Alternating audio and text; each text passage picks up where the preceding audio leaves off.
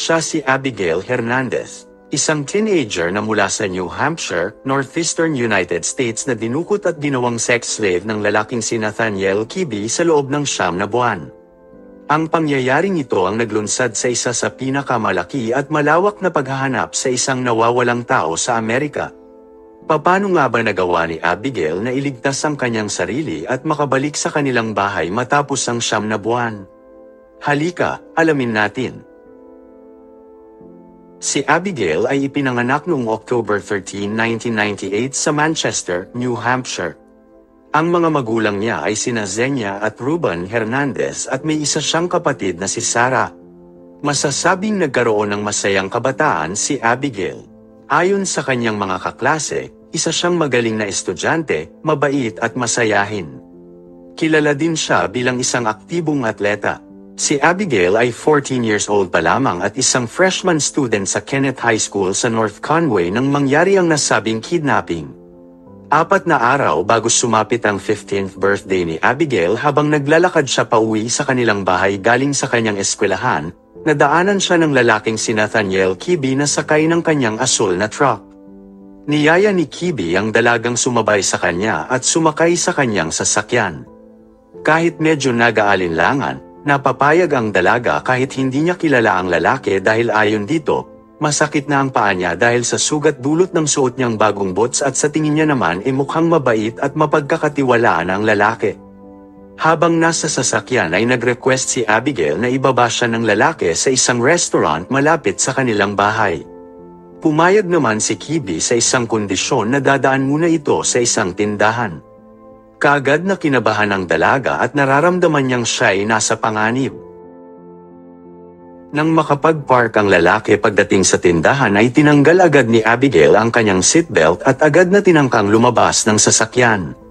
Pero bago niya magawa ito ay tinutukan siya ng baril ni Kibi at sinabing pag lumabas ito o sumigaw ay masama ang mangyayari sa kanya. Kayang-kaya niyang pasabugin ang ulo nito o saksakin sa leeg. Kaya sa takot ng dalaga ay nanatili ito sa loob ng sasakyan. Itinali ni Kibi ang kamay ng dalaga at nilagyan ng takip ang mga mata nito para hindi nito matukoy ang lugar na kanilang pupuntahan. Binasag din ni Kibi ang cellphone ng dalaga para hindi ito makontak ni numan. Ayon kay Abigail, matapos ang animoy matagal na pagmamaneho ng lalaki, ibinaba siya nito at dinala sa isang madilim na lugar. Sinuutan siya ng helmet sa kanyang ulo at itinali sa isang kama. Dito na nagsimula ang sexual na pang-aabuso at pang-mamolestya sa kanya ng lalaki na tumagal ng 9 na buwan. Nang mga oras na yun ay nag-aalala na ang ina ni Abigail na si Zenia. Ayon dito, hindi nagpapagabi ng uwi ang dalaga at kung ito man ay nangyayari, hindi nalilimutan ni Abigail na magpaalam sa kanyang ina. Kaya nung alas 7 na ng gabi noong October 9 at hindi pa dumarating ang dalaga sa kanilang bahay, kaagad na nag-report ng missing person ang kanyang ina sa kapulisan. Ikinabahala ng kanyang ina at kapatid, maging ng kapulisan ang hindi pag-uwi ng dalaga dahil sa wala silang maisip na dahilan para gawin niya ito. Wala silang problema sa pamilya o anumang hindi pagkakaintindihan na maaaring maging dahilan ng paglalayas nito kaya malaki ang kutob nila na may hindi magandang nangyari sa dalaga. At hindi nga sila nagkamali. Ang paghahanap kay Abigail ay isa sa pinakamalaking pangyayari sa New Hampshire. Ikinalat ang kanyang larawan sa bawat sulok ng syudad. Idinikit ang kanyang poster sa halos lahat ng poste sa lugar kaya patuloy na kumalat ang balita. Nagpakalat pa ang kapulisan ng mga K9 sa mga lugar na karaniwang dinadaanan ng dalaga para matukoy kung nasaan ito. Maraming mga volunteers ang tumulong sa paghahanap sa dalaga.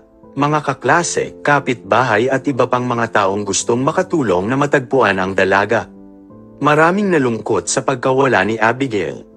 Ang mga kaibigan at kaklase ng dalaga ay hindi magawang pag-usapan ito dahil sa kalungkutan at patuloy na umaasang makakabalik ng maayos ang kaibigan. Nagkaisa ang buong komunidad na hanapin si Abigail. Patuloy na umasa ang lahat na buhay pa ang dalaga.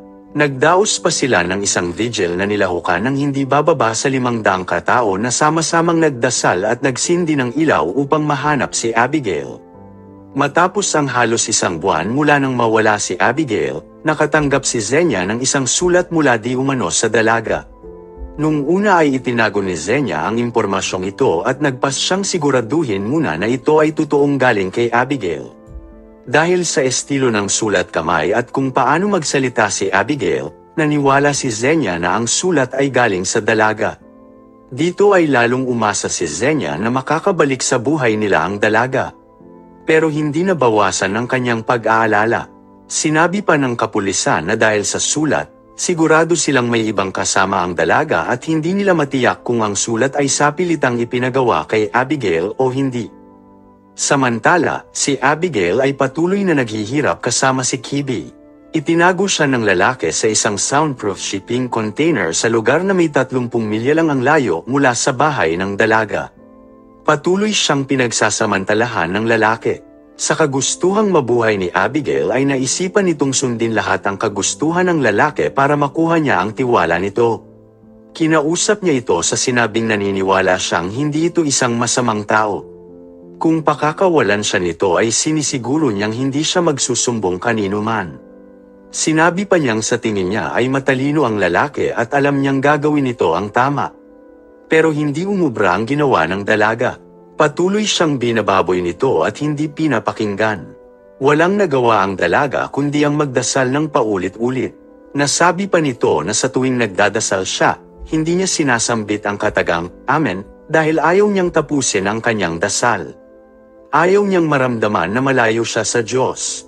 Patuloy lang siyang sumunod kay Kibi at nagpaubaya. Iniwasan niyang makapagsalita ng hindi maganda. Hindi niya ito kinokontra sa kahit na anong gusto nitong gawin upang hindi ito magalit sa kanya.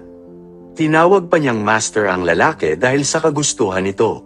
Dumating pa sa puntong tinutulungan na niya ang lalaki na gumawa ng mga pekeng pera.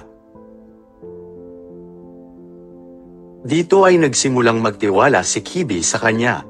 Hindi na siya nito masyadong hinihigpitan at kung minsan ay binibigyan pa siya ng mga libro ng lalaki para malibang.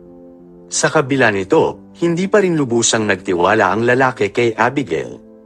Upang makasiguro si Kibi na hindi makakatakas ang dalaga, sinuutan niya ito ng isang shock collar.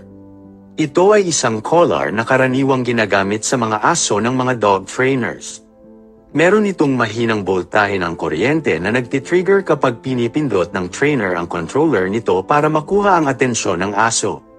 Ang kaibahan nga lang ng collar na ikinabat kay Abigail ay magtitrigger ang kuryente nito kapag nagsalita ng malakas si Abigail. Ito ay para maiwasang sumigaw ang dalaga at makahingi ng tulong. Sinubukan ni Kibi ang collar at pinasigaw ang dalaga habang suot ito. Nang makuryente ang dalaga, bahagyang natawa si Kibi at sinabing, "Ngayon alam mo na kung paano ito gumagana." Nalaman din ni Kibi na nagpadala ng sulat si Abigail sa kanyang ina. Nagalit ito at pinarusahan ang dalaga. Ginamitan ni Kibi ng stun gun si Abigail bilang parusa. Kahit ilang linggo na ang nagdaan ay hindi nagpakilala si Kibi kay Abigail. Hindi alam ng dalaga ang pangalan ng lalaki. Isang araw ay may nakita si Abigail na nakasulat na Nathaniel Kibi sa isa sa mga librong pinahiram sa kanya ng lalaki. Tinanong niya ang lalaki kung sino si Nathaniel Kibi. Napansin niyang huminga ng malalim ang lalaki bago sinabing paano niya nalaman ang pangalan niya. Sino nga ba si Nathaniel Kibi? Siya ay ipinanganak noong July 15, 1980 at 33 taong gulang siya nang dukutin niya si Abigail. Siya ay isang American-Cuban at nagtrabaho ng mahigit 5 taon sa EMM Precision bilang machinist at tinanggal siya ng kumpanya nang masangkot siya sa isang kaso ng trespassing at pananakit kung saan nahulihan din siya ng baril. Marami pang ibang krimen siyang nasangkutan katulad ng paggamit ng marijuana, illegal possession of firearms, pananakot at ang huli ay ang pamemeke ng pera. Ang huling krimen ang magbibigay daan upang makabalik sa kanilang tahanan si Abigail. Isang araw habang bihag ni Kibi si Abigail ay nakatanggap siya ng tawag mula sa isang babaeng nagngangalang Lauren Monday. Siya ay isang babaeng sex worker na binayaran ni Kibi ng peking pera kapalit ng kanyang serbisyo. Hindi alam ni Lauren na peke ang perang binayad ni Kibi kaya't nang ginamit niya ito sa isang department store, siya ay nahuli. Kinwestiyon siya ng otoridad at sinabi niyang ito ay nanggaling kay Kibi. Matapos ito ay tinawagan niya si Kibi at sinabi niyang isinumbong niya ito. Itinuro niya kung saan siya nakatira kaya humanda siya at papunta na ang mga pulis. Sa takot ni Kibi na makitaan siya ng ebidensya ay nilinis niya ang kanyang tirahan at nagpatulong siya kay Abigail. Pati na ang shipping container kung saan naroroon si Abigail ay nilinis nila. Kaagad silang umalis gamit ang truck ni Kibi. Ibinaba ni Kibi si Abigail kung saan siya nito dinukot noong October 9, 2013 at pinayagang makauwi sa kalaliman ng gabi. Ngunit tinakat niya ang dalaga na kapag nagsumbong sa mga pulis ay papatayin niya ang kanyang pamilya pati na ang mga alaga nilang aso. Nang makaalis si Kibi ay napatingala na lang si Abigail at napaiyak dahil sa kasiyahan. Hindi siya makapaniwalang siya ay malaya na. Tuwang-tuwa siyang naglakad at umuwi sa kanilang bahay. Nakuhanan ng kanilang CCTV ang kanyang pagdating sa bahay at ang napapanood nyo ay ang aktwal niyang pagbabalik sa kanilang tahanan. Agad tinawag ni Abigail ang kanyang ina at ito ay nabigla nang siya ay makita. Niyakap siya nito at napansin nito ang malaking pagbabago sa pangangatawan ng kanyang anak. Malaki ang ipinayat ni Abigail dahil sa kalbaryo na kanyang dinanas sa loob ng 9 na buwan sa piling ni Kibi. Agad na inireport ng ina ni Abigail ang pagbabalik niya sa kapulisan. Nagsagawa ng investigasyon ang mga pulis at tinanong nila si Abigail tungkol sa mga nangyari sa kanya. Ipinalarawan nila sa dalaga ang itsura ng lalaking dumukot sa kanya at kinuha ang lahat ng impormasyon na kailangan nila upang matunton ang lalaki. Nung una ay hindi ibinigay ni Abigail ang pangalan ni Kibi sa mga pulis sa hindi malinaw na kadahilanan.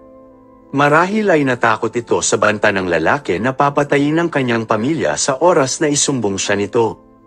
Makalipas ang 1 linggo ay dito niya kinausap ang kanyang ina at sinabing itinago niya sa mga pulis ang pangalan ng lalaking dumukot sa kanya. Sinabi ni Abigail sa kanyang ina ang buong pangalan ni Nathaniel Kibi at agad namang ipinagbigay alam ni Zenya ang impormasyong ito sa mga pulis. Agad na nagsagawa ng manhunt ang mga pulis at pinuntahan nila ang mga lugar na tinigilan ni Phoebe.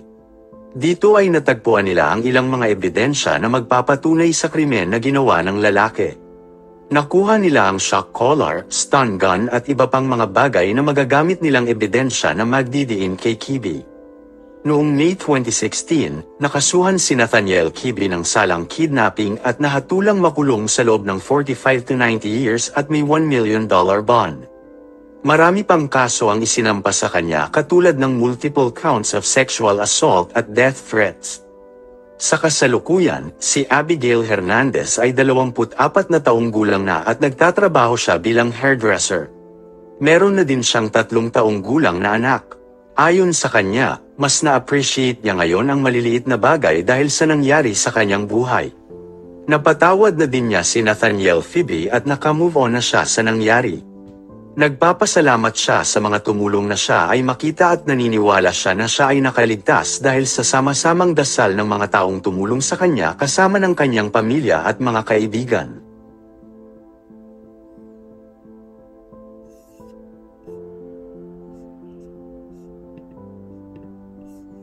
Maraming salamat sa inyong oras. Kung ikaw ay nalibang at nagustuhan mo ang aking kwento, maaari mong i-like at i-share ang aking video. Pwede ka ding mag-subscribe at i-click ang notification bell para naman muli kitang makasama sa susunod kong kwento. Maraming salamat muli at hanggang sa susunod mga kaibigan.